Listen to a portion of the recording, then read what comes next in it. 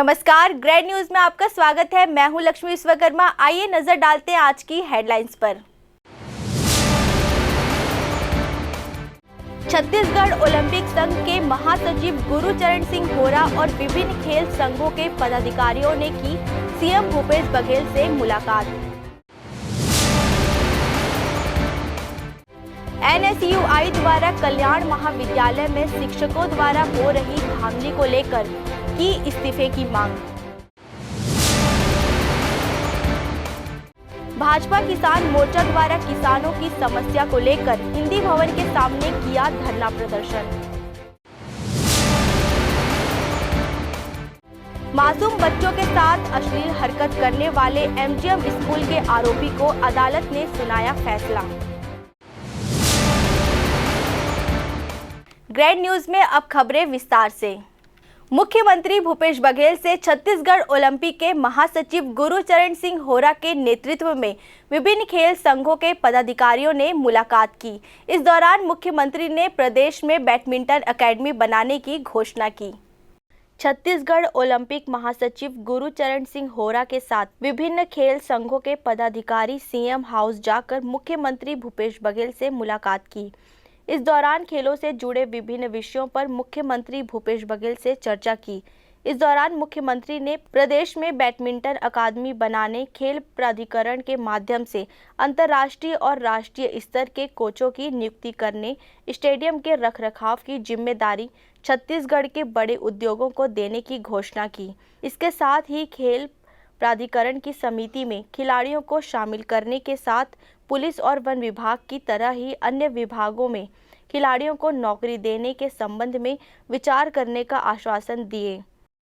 देखिए, माननीय मुख्यमंत्री जी के संवेदनशीलता और सहृदयता है कि बिन मांगे मोती मिल गया हम लोगों को। पहले तो हम 15 साल तक लोगों से मांग करते रहे, कुछ मिला नहीं।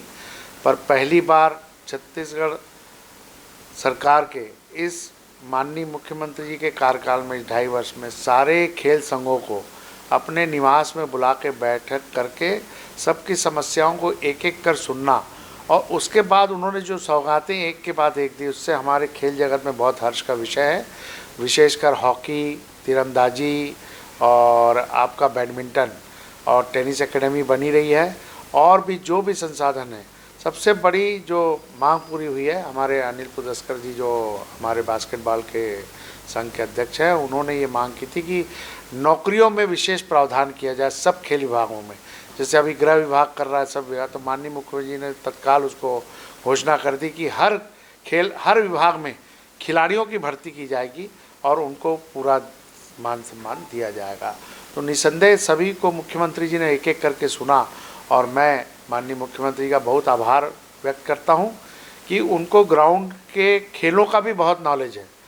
मैंने मुख्यमंत्री काल का उनका काम तो चल ही रहा है, लेकिन खेलों के प्रति भी उनकी रुचि जो आज की बैठक में हम लोग देख लिए कि हर विषय पे उनको जानकारी है। प्रदेश में बीजापुर में क्या हो रहा है, राजनांदगांव में किस चीज़ की कमी है, आपको सरगुजा में क्या हो रहा है, आपके बिलासपुर में किस चीज़ की कमी है, यानी उनको एक एक फील्ड का नॉलेज है और ग्राउंड का नॉलेज है। तो ये हम तो खुद ही बड़े आश्चर्यचकित थे। ये ना हम पहली बार कोई ज्ञापन लेके गए, ना कोई विज्ञापन दिया, ना कोई हमने डिमांड रखी। हमारे से बोलने के पहले ही उन्होंने हमारी सारी डिमांड पूरी कर दी। तो मैं इस अवसर पर उनको बहुत शुभकामनाएं देता हूँ। नहीं, देखिए, खेल संघ को जो है ओलंपिक संघ के जो महासचिव है गुरुचरण होरा, उन्होंने प्रयास किया था कि 1 साल हो गया है ओलंपिक संघ के गठन को, तो सारे खेल संघों से मुख्यमंत्री की रूबरू बात हो जाए। मुख्यमंत्री ने उनको स्वीकारा, हमको घर बुलाया, सबसे रूबरू हुए। और सबसे बड़ी बात यह है कि उन्होंने एक जो खेल के उत्थान के लिए जो जितना वो सोचते हैं, मतलब वो जितना हॉकी के लिए सोच रहे थे उतना वो गिल्ली डंडा की बात कर रहे थे। तो उनका जो है विज़न साफ था। उन्होंने कहा कि पैसे की किसी भी कीमत में आपको कमी नहीं होने दी जाएगी, सारी सुविधाएँ दी जाएगी। हर खेल को कोच के लिए भी उन्होंने कहा, उनकी अपनी योजनाएँ हैं। अब वो कह रहे थे, उनका ये भी मानना था कि सरकार में बोझ ना पड़े, तो जो CSR जो है उद्योगों से जो मिलता है वो नहीं खर्चा कर रहे, वो हम बच्चों पे खर्चा कराएंगे, स्टेडियम बनवाएंगे, स्टेडियम उनको गोद लेने के लिए कहेंगे और हर खेल को कोच मिल जाएगा। और उससे भी महत्वपूर्ण जो उन्होंने नौकरी देने की बात की है, उसके अलावा जो PTI होते हैं, PTI कोई भी किसी विषय के हो जाते हैं, तो उसमें उन्होंने कहा कि हम PTI के लिए जो है स्पोर्ट्स कोटे के लोगों को लेंगे तो वो बहुत महत्वपूर्ण फैसला है और उसके लिए तो खेल जगत की ओर से महासचिव गुरुचरण होरा की ओर से मैं मुख्यमंत्री का आभार व्यक्त करता हूं कि उन्होंने इतना बड़ा फैसला लिया। और आप बताइए कि नर्सरी में बच्चों को जो स्कूल में जो है जो खेलों की नर्सरी होती है वहाँ पे पीटीआई को कौन है, तो बायोलॉजी का स्टूडेंट, बायोलॉजी का टीचर, तो वो अब वो वहाँ पे खिलाड़ियों की नियुक्ति करने जा रहे हैं। तो ये बहुत महत्वपूर्ण फैसला खेल जगत के लिए। मुख्यमंत्री द्वारा दिए सौगात की सराहना करते हुए छत्तीसगढ़ ओलंपिक संघ के महासचिव गुरुचरण सिंह होरा ने कहा कि मुख्यमंत्री से बिना मांगे ही सब कुछ मिल जाता है। इस बार भी यही हुआ। महज 2.5 साल में ही मुख्यमंत्री बघेल ने खेलों के विकास की दिशा बदल दी। वहीं छत्तीसगढ़ ओलंपिक संघ के सदस्य अनिल पुसदकर ने भी मुख्यमंत्री के कार्यों की सराहना की। Bureau report, grand news. Kalyan Mahavidyalaya में हो रही धांधली और घोटाले में जिन शिक्षकों का नाम सामने आया है उसे लेकर एनएसयूआई द्वारा शिक्षकों को इस्तीफा देने की मांग की जा रही है। आज कल्याण महाविद्यालय में कल्याण कॉलेज एनएसयूआई द्वारा प्रदेश सह सचिव आकाश कनौजिया के नेतृत्व में हाल में जो धांधली व घोटालेबाजी के खबरों में जिन शिक्षकों का नाम आया है उनके इस्तीफे की मांग की गई व दोषियों पर शीघ्र अतिशीघ्र कार्रवाई की मांग की गई। प्रिंसिपल साहब ने कहा है कि शीघ्र अतिशीघ्र इस मामले में वो जितने आरोप कॉलेज प्रशासन पर व शिक्षकों पर लगे हैं उसका खंडन करेंगे। वह हमारे द्वारा यह मांग की गई है कि जब तक इन आरोपों का खंडन नहीं होता, जिन जिन के शिक्षकों के ऊपर आरोप लगाया वो अपने पद से इस्तीफा दें। कितने दिन का समय मांगा है प्रिंसिपल साहब ने? प्रिंसिपल साहब ने दिया है कि शनिवार को वह अपनी बातों का जवाब देंगे, इन आरोपों का खंडन करेंगे 18 तारीख। एनएसयूआई के जो जितने छात्र यहाँ आए हैं वो सभी मेरे प्रिय छात्र हैं और उनकी भी चिंता और हमारी चिंता एक ही है। महाविद्यालय की छवि धूमिल नहीं होनी चाहिए। महाविद्यालय निरंतर प्रगति पथ पर चलता रहे, यही इन छात्रों का भी राय है और हमारा भी राय है। अभी जिस वीडियो के बारे में इन्होंने चर्चा की है उससे महाविद्यालय परिवार स्तब्ध है और उसमें जो बातें कही गई हैं उनका मैं सिरे से खंडन करता हूं। जो भी आरोप लगाए गए हैं वो निराधार हैं और यदि उसमें कुछ आरोप ये जो भी लगेंगे, माने जो लगा हुआ है, उनकी मैं एक बार और परीक्षण कराऊंगा और इसके लिए हम लोग जो है तैयारी कर रहे हैं। प्रेस कॉन्फ्रेंस भी करेंगे, इसका खंडन करेंगे, जिससे कि इतने दिन से देखिए किसी भी संस्था या परिवार की छवि बनाने में बहुत मेहनत करनी पड़ती है। बहुत निरंतर सब लोग जब मेहनत करते हैं तब छवि बनती है, लेकिन छवि जो है खराब करना हो तो उसको बहुत कम समय लगता है। जैसे मकान बनाते हैं तो साल भर लगता है कम से कम, और गिराने में कितना मिनट लगता है देखिए। तो यदि जो है इस तरह का कहीं पर भी उसमें सत्यता दिखेगी तो निश्चित रूप से उसका जो है जांच कराया जाएगा और नियमानुसार कार्यवाही भी की जाएगी। इस अवसर पर अभिषेक सिंह, विपिन, सौरभ चंद्राकर, कीर्ति वर्मा, आयुष झा, प्रदीप सिंह, युवराज चौरसियाव व कॉलेज के अन्य छात्र उपस्थित थे। कैमरामैन हर्ष सोनी के साथ अतुल शर्मा की रिपोर्ट। प्रदेश में किसानों की समस्याओं को लेकर भाजपा किसान मोर्चा ने दुर्ग के हिंदी भवन के सामने धरना देकर प्रदेश सरकार को जमकर कोसा। प्रदेश में वर्षा की कमी और बिजली दरों की वृद्धि से किसानों को होने वाली परेशानियों पर भाजपा किसान मोर्चा ने चिंता जाहिर की है। विरोध स्वरूप आज जिला इकाई द्वारा अध्यक्ष विनायक ताम्रकार के नेतृत्व में धरना दिया गया। धरना प्रदर्शन के बाद राज्यपाल को संबोधित ज्ञापन सौंपा गया, जिसमें किसानों की समस्याओं के निराकरण के लिए राज्य सरकार को निर्देशित किए जाने की मांग की गई है।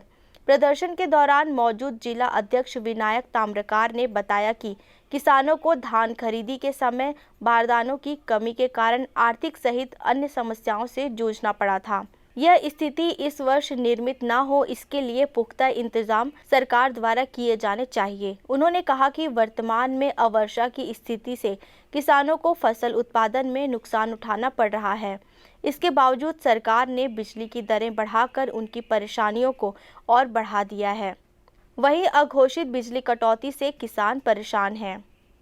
आज ये एक दिवसीय धरना प्रदर्शन हमारा सरकार के विरोध में है। ये सरकार जो है हम तो 6 मांग है हमारी, लेकिन 6 मांग नहीं, किसानों की तो बहुत ज़्यादा मांग है। बहुत प्रताड़ित है किसान इस सरकार के कार्यकाल में। आज ये 266 रुपये का यूरिया 600 रुपये में ब्लैक मार्केट में बेची है। हम किसान परेशान हैं। वर्षा नहीं हुई, सावन महीने में धान की फसल ठीक नहीं हुई है। हम ये चाहते हैं कि ये सर्वे करा करके सूखा घोषित करे, हमारे तहसीलवार सर्वे कराए और सर्वे करा करके उसको सूखा घोषित करे और हमें 15,000 रुपये का मुआवजा प्रदान करे।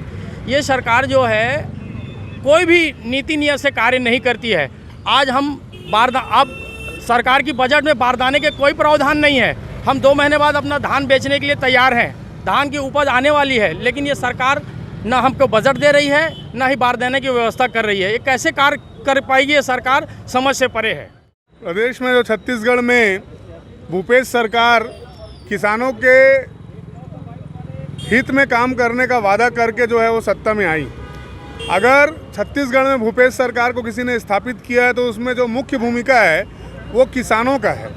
परंतु यही भूपेश सरकार, यही कांग्रेस सरकार सत्ता में आने के बाद ये पूरा अपना वादा भूल गई है। किसानों को जो वादा किया था वो पूरा उन्होंने जो है वो वादा खिलाफी कर दिया है और किसानों को एक तरह से इन्होंने ठग लिया है।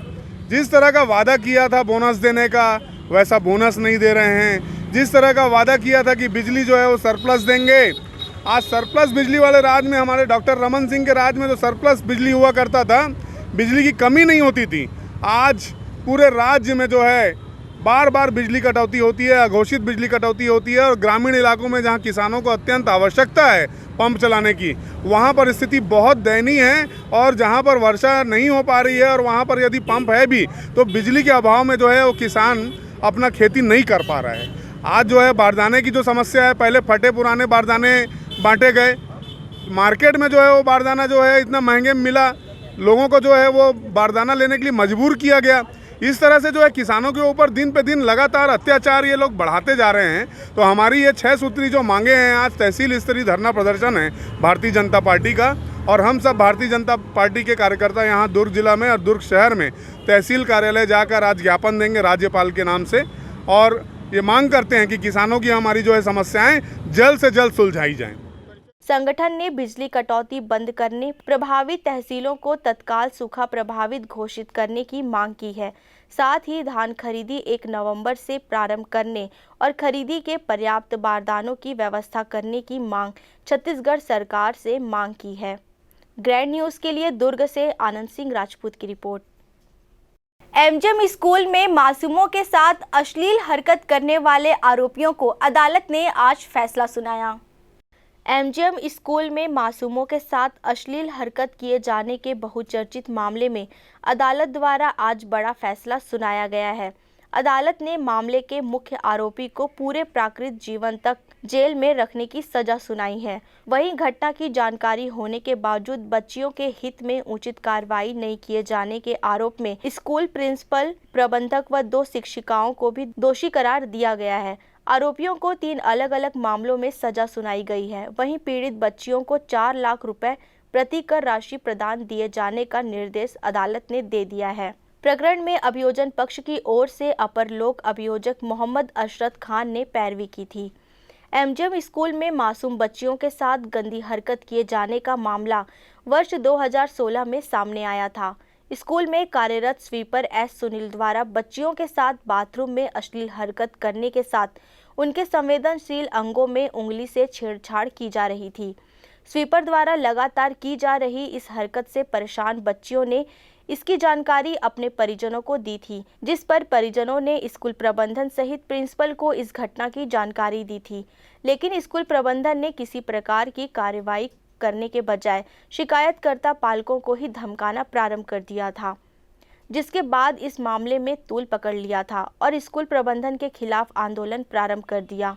मामला बिगड़ते देख भिलाई नगर पुलिस ने पालकों की शिकायत के आधार पर स्वीपर एस सुनील 28 वर्ष, प्रिंसिपल डैनियल वर्गीस 60 वर्ष, फरवरी 2016 को प्रबंधन के साजन थॉमस 49 वर्ष तथा प्रधान पाठिका प्रतिभा होलकर 54 वर्ष, क्लास टीचर सुंदरी नायक 30 वर्ष के खिलाफ 4 अलग अलग मामलों में पॉक्सो एक्ट के तहत अपराध पंजीबद्ध किया था। विवेचना पश्चात प्रकरण को विचारण के लिए न्यायालय के समक्ष पेश किया गया था। प्रकरण पर विचारण फास्ट ट्रैक कोर्ट की विशेष न्यायाधीश डॉक्टर ममता भोजवानी की अदालत में किया गया।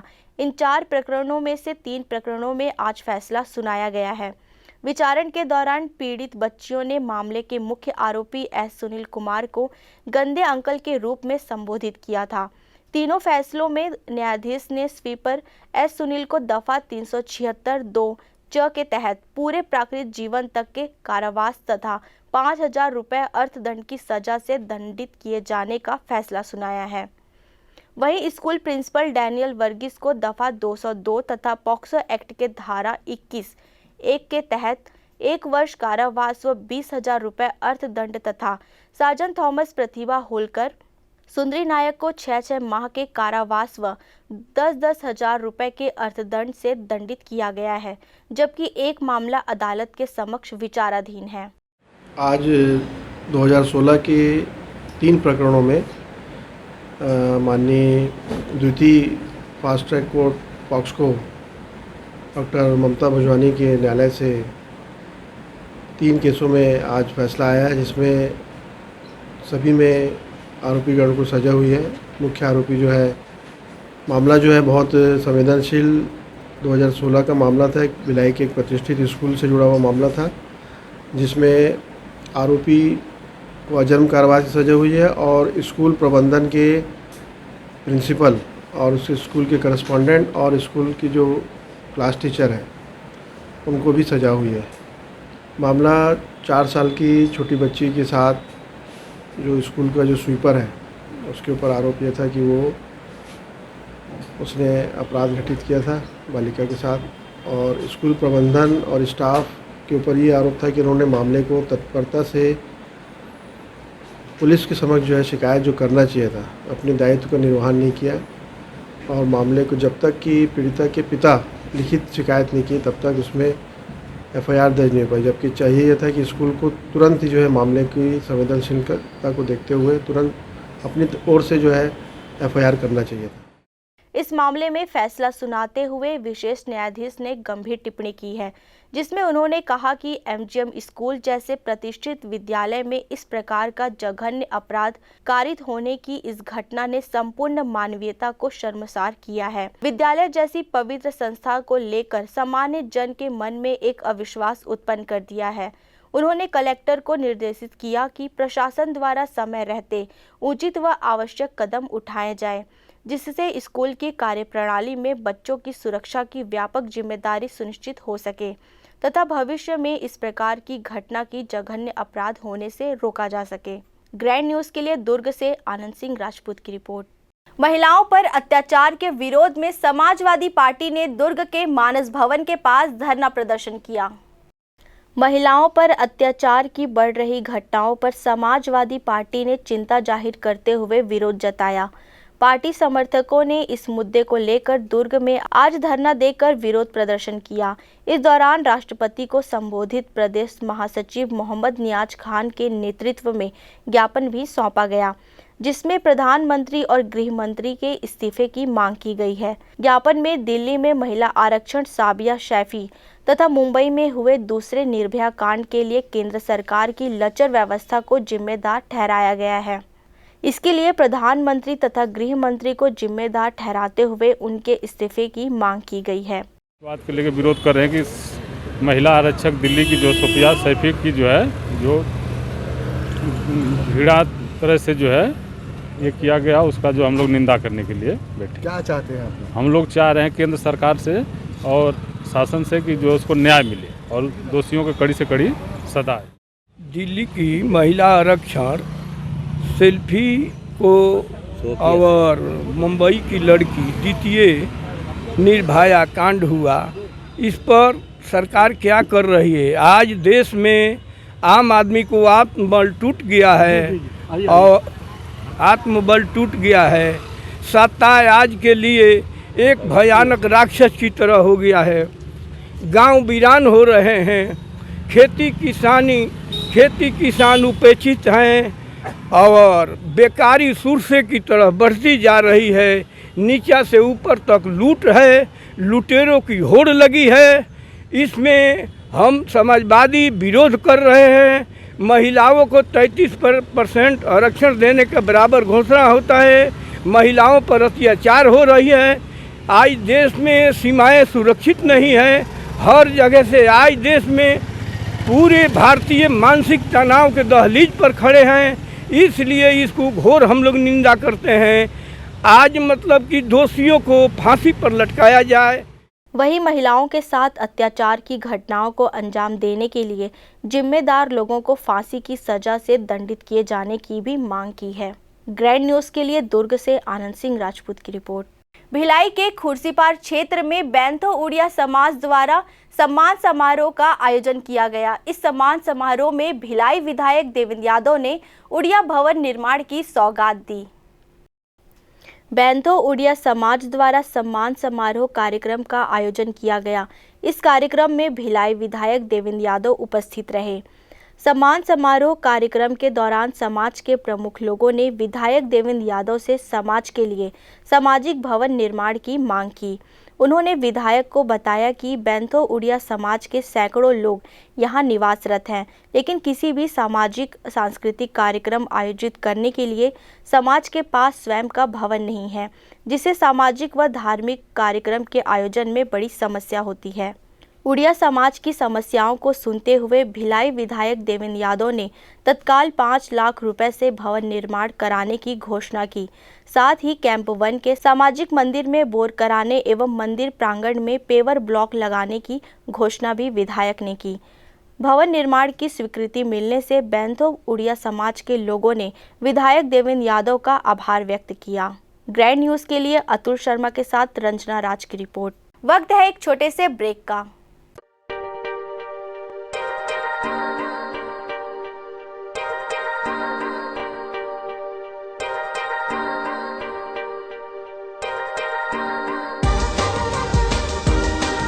Relationships are forever. Out of all loved ones, your children are most precious. One of our biggest dreams is to give our children's marriage the top in luxury and facility.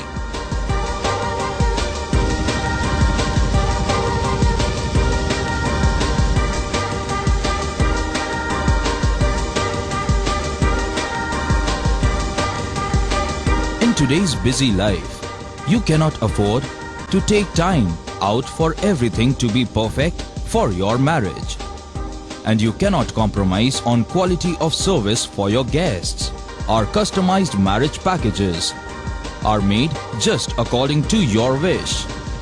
This presentation will acquaint you with the different luxury packed marriage packages available. This package has an elaborate menu with 60 mouth-watering items. Bharat Swagat including welcome drink, snacks and sweets.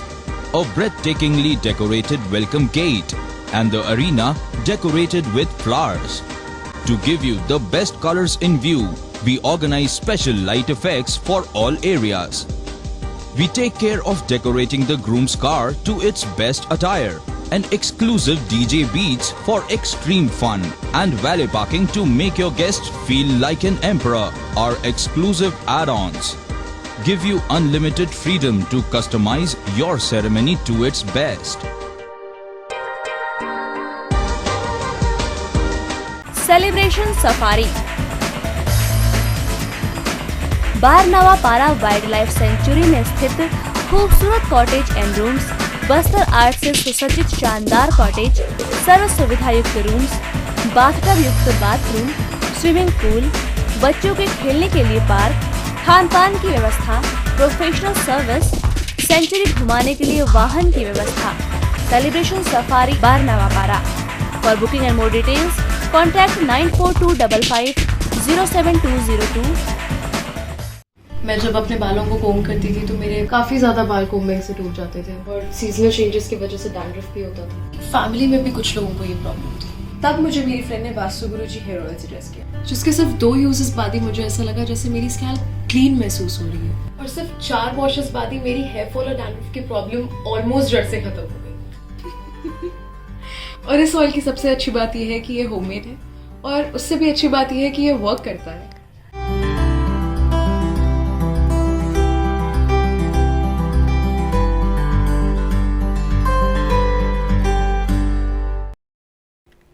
Break के बाद आपका स्वागत है।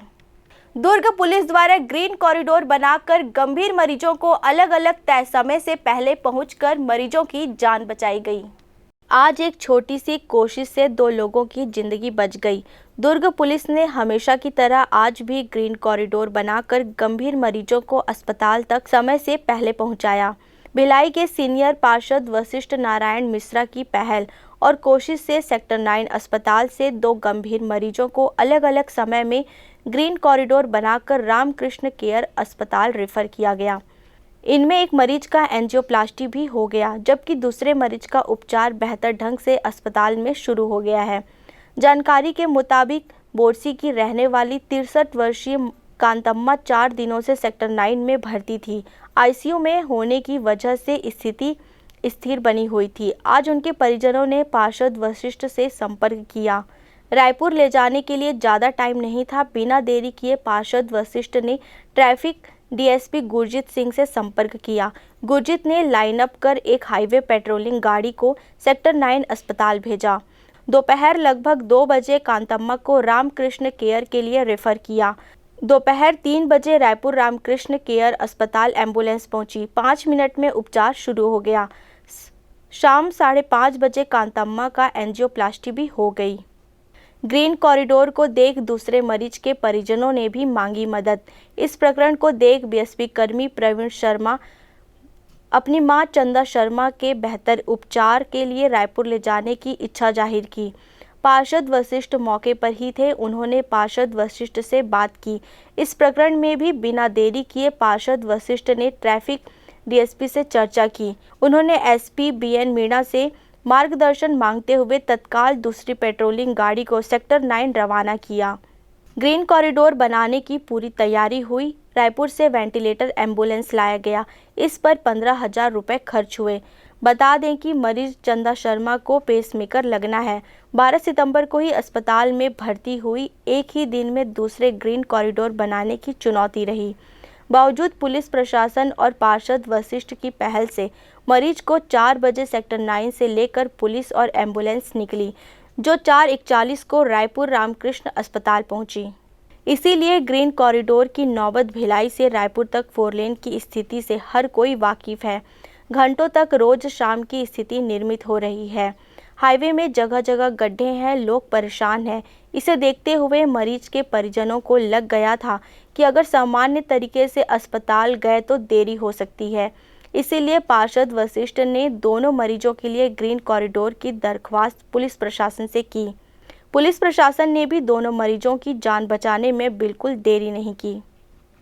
आज 2 लोगों का green corridor बना के भेजे अस्पताल में, क्या है कि सेक्टर 9 के अस्पताल में कांतम्मा बोरसी निवासी दिल की बीमारी को लेकर आईसीयू में एडमिट थी।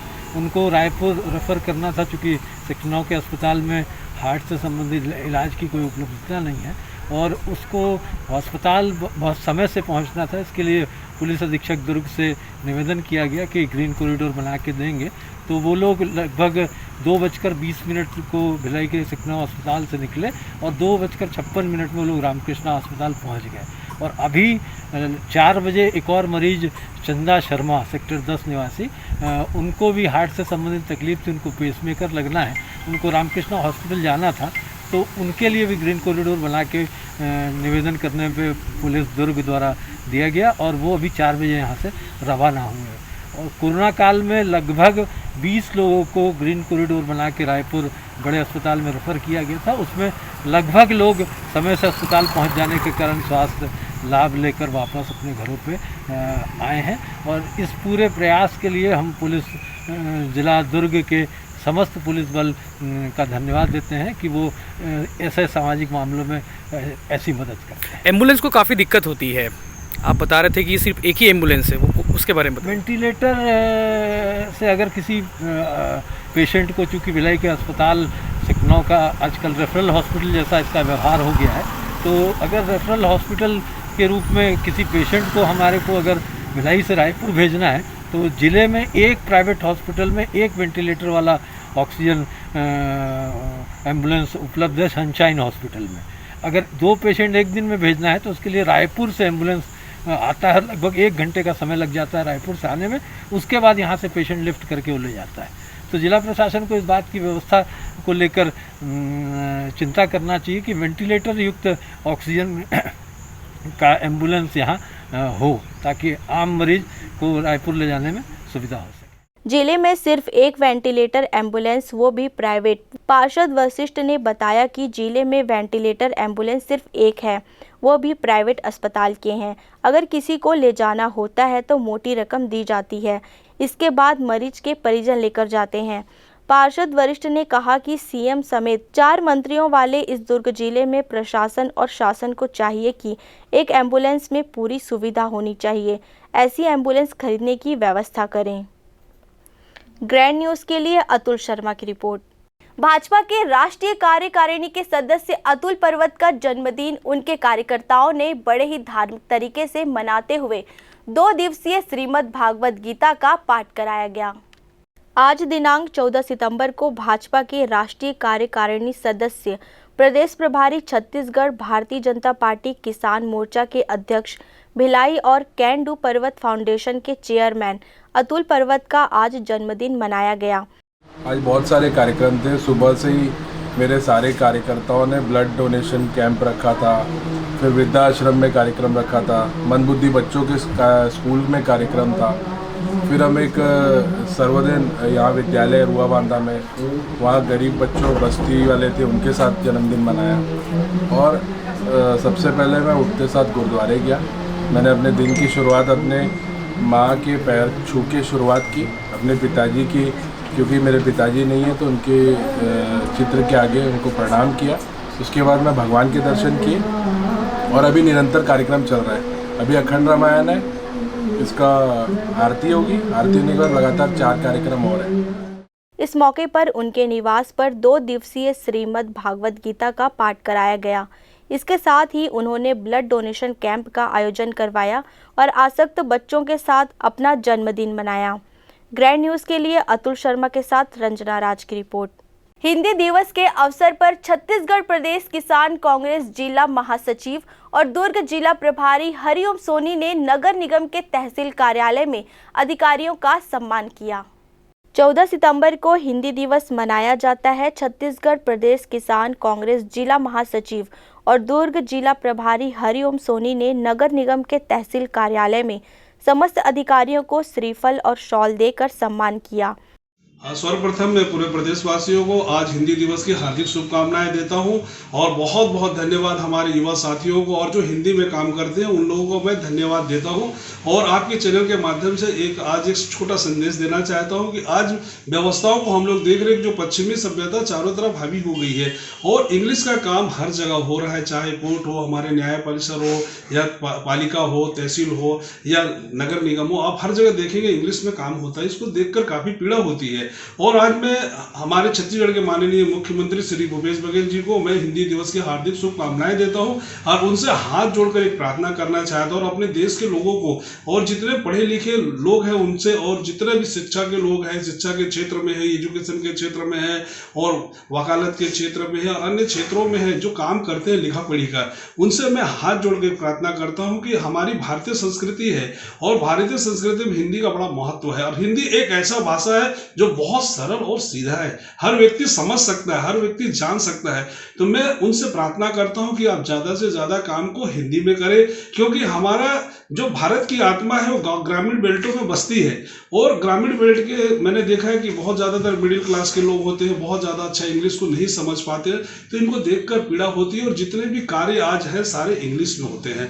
तो मैं समस्त अपने प्रदेशवासियों को, माँ हो, बहनें हो और पढ़े लिखे सारे तबकों से मैं प्रार्थना करता हूँ कि ज़्यादा से ज़्यादा हिंदी का प्रयोग करें और ज़्यादा से ज़्यादा हिंदी का काम करें और लोगों को समझने में सरलता हो। मैं हरिओम सोनी, छत्तीसगढ़ प्रदेश किसान कांग्रेस का प्रदेश महामंत्री एवं दुर्ग जिला प्रभारी, जय जवान जय किसान। और पुनः मैं अपने समस्त प्रदेशवासियों को हिंदी दिवस की हार्दिक शुभकामनाएं देता हूं। बहुत बहुत धन्यवाद। वहीं किसानी गमछा भेंट किया। छत्तीसगढ़ प्रदेश किसान कांग्रेस जिला महासचिव और दुर्ग जिला प्रभारी हरिओम सोनी ने हिंदी दिवस के अवसर पर सभी को शुभकामनाएं दी और कहा कि हिंदी हमारी मातृभाषा है जिस पर हमें गर्व है। ग्रैंड न्यूज के लिए अतुल शर्मा के साथ रंजना राज की रिपोर्ट। बेमेतरा जिले में एक महिला की प्रसव के दौरान मौत हो गई, जिसे लेकर परिजनों ने नर्स सहित 3 लोगों के खिलाफ एफआईआर दर्ज कराया। बता दें कि इस मामले में नर्स सहित 3 लोगों के खिलाफ पहले एफआईआर दर्ज है, जिसके बाद तहसीलदार और पुलिस के आला अधिकारी की मौजूदगी में कब्र से शव को बाहर निकालकर डॉक्टरों की टीम ने पोस्टमार्टम किया। उम्मीद जताई जा रही है कि पोस्टमार्टम के बाद मौत की वजह का पता चल जाएगा। शिकायत किए थे सर कि हमको निमंत्रण भी नहीं दिया कि लड़की तुम्हारा डिलीवरी हो रहा है, खत्म हो गया, कुछ भी नहीं बतलाया भी नहीं। अभी मृतिका धनेश्वरी बाई वर्मा पति दुर्गेश्वर उम्र 22 साल साकिन मोहभट्टा के शव खनन के लिए आए थे और तहसीलदार महोदय द्वारा शव खनन कराया गया है। शव खनन पश्चात जो है मृतिका के शव को बाहर रखा गया। इनके परिजन द्वारा रिपोर्ट दर्ज कराया गया था थाने में कि इनकी जो डिलीवरी हुआ था, नॉर्मल डिलीवरी हुआ था और उसमें जो है उनका नाल को नर्स अनुरेखा मिर्जा द्वारा लापरवाही पूर्वक काटे जाने से अत्यधिक रक्तस्राव होने के कारण उसकी मृत्यु होना बताया गया। थाना प्रभारी बेमेतरा की तरफ से एजेंट साहब के यहाँ ज्ञापन भेजा गया था। एक महिला मृत हो गई है, उनका शव पंचनामा और पोस्टमार्टम कराने के लिए, तो उनके एजेंट साहब की तरफ से मुझे रिसीव किया गया था मजिस्ट्रेट के रूप में शव पंचनामा और पोस्टमार्टम करवाने के लिए। तो उसी परिप्रेक्ष्य में आए हुए थे। तो शव को वहाँ से निकाल के कब्र से पंचनामा किए हैं और चिकित्सक के दल के द्वारा पोस्टमार्टम की कार्रवाई की जाएगी।